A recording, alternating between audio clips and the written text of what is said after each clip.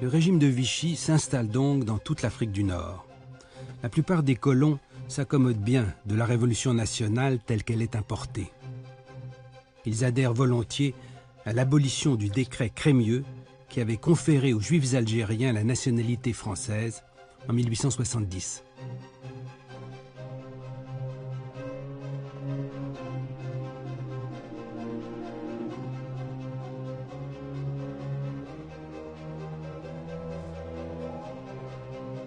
Contrairement peut-être à ce qu'espérait le régime de Vichy, l'abrogation de ce décret ne fut pas applaudie par la population musulmane, bien au contraire.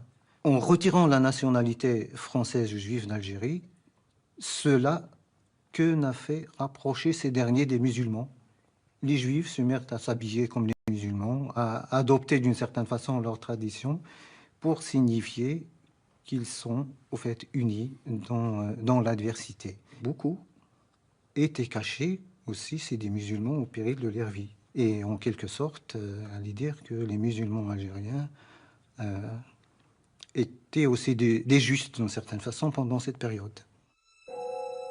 Les autorités vichistes concentrent dans des camps, en plein arbitraire administratif et dans des conditions souvent inhumaines, nombre d'étrangers, de juifs, de militants du Front populaire, de sympathisants communistes ou de militants nationalistes, fidèles de Messaliadj. En Tunisie, le bey Ahmed II s'efforce de résister aux mesures discriminatoires. Lorsqu'il va voir que leur politique va être orientée contre les Juifs, il exprimait les mêmes sympathies pour dire que les Juifs sont mes enfants comme les musulmans.